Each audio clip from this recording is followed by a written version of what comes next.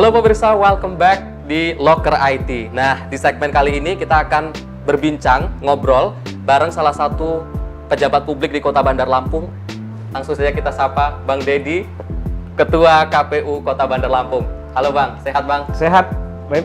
Alhamdulillah, terima kasih Bang. Udah disambut nih, luar biasa. Ada kopi-kopi. Bang, ngobrolin tentang penggunaan IT, baik secara pribadi maupun secara Ketua KPU Kota Bandar Lampung. Kalau saya lihat di ruangan Bang Dedi, nah pemirsa saat ini kita memang ngobrolnya di ruangan kerja Bang Dedi. Kalau kita lihat ada banyak sekali IT ataupun teknologi informasi yang ada di sini. Ada CCTV, ada personal komputer, dan masih banyak lagi. Dari semuanya itu yang paling berguna buat Abang yang mana Bang? Ya, memang kita hari ini boleh katakan di tengah pandemi bahwa selain memang menjaga jarak, social distancing, physical distancing, udah pasti kita harus ramah dengan informasi dan teknologi. Dalam keseharian harian memang mulai bangun tidur sampai tidur kita pasti tidak jauh dari smartphone. Iya. Untuk penggunaan aplikasi itu memang sudah menjadi kebutuhan primer. Dan primer itu bukan selain sandang pangan dan papan, tapi juga ada salah satunya ada istilah orang itu adalah kuota dan colokan. Jadi kalau orang kemana-mana tanpa ada bawa HP, misalnya kita bekerja saja ke kantor, sepertinya pilihannya kalau daripada tinggal dompet, lebih baik daripada tinggal HP, lebih baik tinggal dompet. Lebih baik tinggal dompet. Memang kalau untuk HP, smartphone maupun sarana komunikasi, itu memang sudah kebutuhan yang sangat primer. Oke, Bang. Kalau saya lihat di sana tadi kan ada personal komputer. Ya.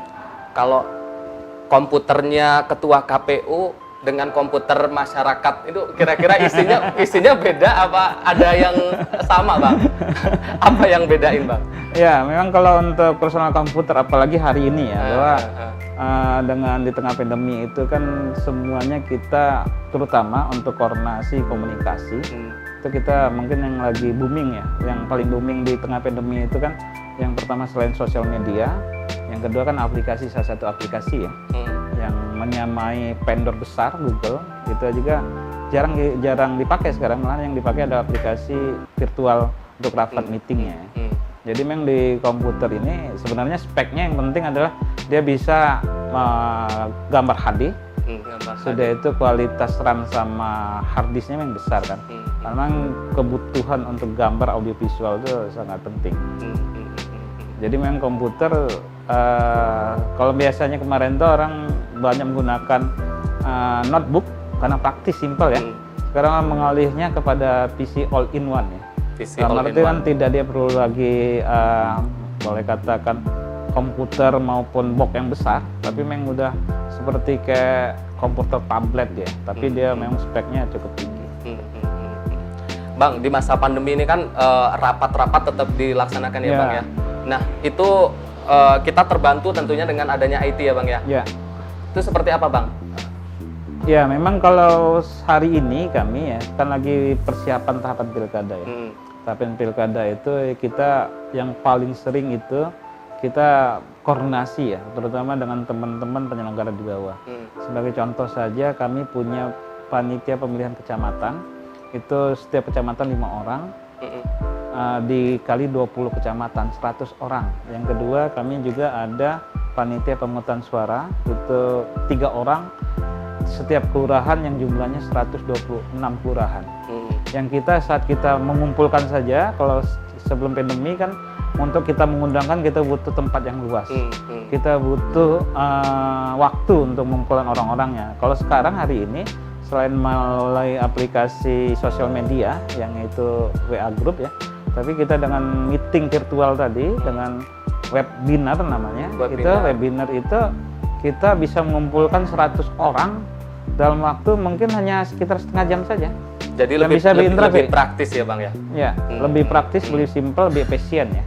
Tapi memang dalam komunikasi virtual itu tidak semuanya bisa terselesaikan masalah-masalah ini. Tapi itu sangat membantu kan. Sangat membantu terutama di masa pandemi ini ya Bang Iya. ya.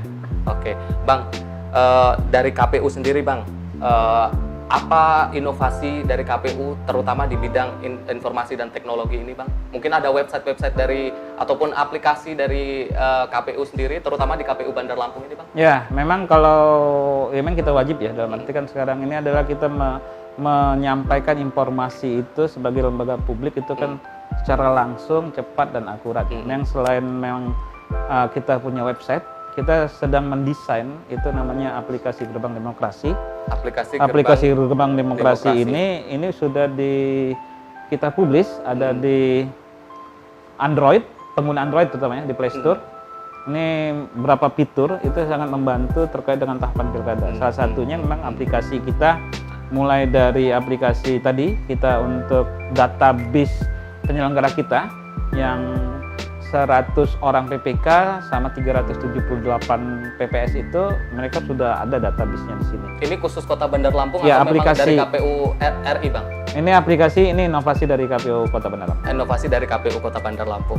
Nah, selain itu tadi memang kita di aplikasi ini dalam Android ini juga ada namanya peta TPS digital. Peta TPS digital. Nah, peta TPS digital ini misalnya untuk Pilkada Kota Bandar Lampung tahun 2020 ini kita ada 1.700 TPS. Jadi TPS itu nanti dilengkapi koordinat, nanti bisa di searching saja dengan Waze maupun dengan Google Map. Tinggal dimasukkan koordinatnya, dia misalnya pemilih itu mendatang TPS 1, alamatnya di mana, dia bisa ditunjukkan dengan aplikasi ini. Itu ada fiturnya kita juga. Selain itu memang yang paling menjadi masterpiece-nya dari aplikasi ini, karena kan prinsipnya aplikasi ini adalah alat bantu kita. Yang pertama terkait dengan pemutakhiran data pemilih. Karena setiap persoalan data pemilih itu adalah soal akurasi dan validasi. Nah, di sini bagi pemilih yang tidak terdaftar dalam DPT, daftar pemilih tetap, dia bisa melaporkan ke kita bahwa misalnya dia searching namanya, nick-nya tidak masuk gitu ya. Itu nanti kita bisa lihat di database kita, nanti kita akan lakukan verifikasi untuk dimasukkan sebagai data pemilih. Karena jumlah mata pilih misalnya, mata pilih di Kota Bandar Lampung pada pemilu 2019 yang lalu itu 638.000. 638.000. Sampai nanti mungkin saat Pilkada 2020 mungkin ada penambahan plus minusnya itu sekitar 10% lah.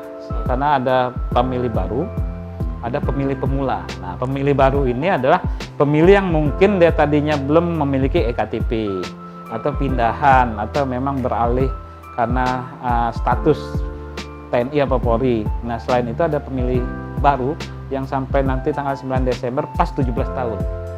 Jadi ini nanti mereka yang tidak masuk di database kita, mereka bisa menggunakan aplikasi ini melaporkan ke kita. Dan yang terakhir, aplikasi ini yang paling menjadi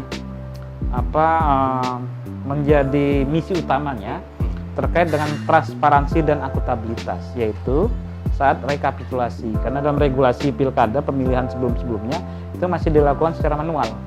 Nah, hari ini aplikasi ini nanti e-rekap namanya, elektronik rekapitulasi. Jadi pada saat pemungutan suara itu langsung dilaporkan masing-masing TPS ke server kita dan itu nanti real time, tapi tidak real time setiap waktu ya. Dalam artian nanti kita update, kita verifikasi datanya. Jadi bisa ketahuan oleh pemilih mungkin dalam waktu 1x24 sudah ketahui siapa suara terbanyak dalam pemilihan kepala daerah. Kalau yang sebelumnya orang-orang biasanya melihat itu penggunaan terkait dengan quick count, dan quick count itu adalah sampel, dia hanya mengambil sampel. Misalnya dari 1.700 TPS dia mengambil sampel hanya 10%-nya. 170. Kok ini real count dari 170 TPS, 1.700 TPS itu melaporkan ke kami menggunakan aplikasi ini, jadi kita bisa lihat penghitungannya. Walaupun ini tadi kata saya semangatnya adalah transparansi dan akuntabilitas, karena memang regulasinya penghitungannya tetap secara manual berjenjang, ada proses tahapannya gitu. Tapi untuk pemungutan suara nanti tanggal 9 Desember e-rekap ini nanti kita terapkan dan itu bisa sebagai pedoman untuk teman-teman terutama masyarakat, tokoh-tokoh maupun partai politik dan masyarakat yang peduli terhadap demokrasi itu menjadi salah satu boleh katakan mengawasi lah tahapan Oke, luar biasa. Oke, luar biasa. Jadi dalam satu aplikasi bisa memudahkan sekali dan juga memudahkan para pemilih nantinya ya Bang ya. Bang, kan di masa pandemi ini ada satu kekhawatiran kalau misalkan kumpul-kumpul di TPS itu ditakutkan karena memang penularan seperti itu. Kira-kira e-voting atau voting online itu dimungkinkan nggak Bang? Kira-kira dengan adanya teknologi informasi yang semakin canggih saat ini? Ya, memang semangatnya awalnya memang e-voting itu sebenarnya dari sisi teknologi itu sudah ada. Sudah ada. Karena sebenarnya. bukan hal yang baru ya dalam proses pemilu, tapi memang kesiapan infrastrukturnya sebenarnya. Di Indonesia khususnya? Di Indonesia. Yang kedua, selain infrastruktur ya, yang kedua adalah SDM. Yang ketiga adalah regulasinya. Karena untuk e-voting saja itu harus merubah undang-undangnya. Karena masih pemungutan suara itu dilakukan secara langsung, umum, bebas, dan rahasia. Tapi kalau dengan e-voting itu azas pemilunya tadi itu tidak bisa dilakukan langsung itu dalam arti dia disiapkan untuk pemungutan suara tapi kan dia harus masih menggunakan teknologi itu satu, ada hambatan regulasinya. Tapi memang kita dalam diskusi internal kita, apalagi di tengah pandemi, itu salah satu opsi yang harus dipikirkan untuk pelaksanaan pemilu mendatang.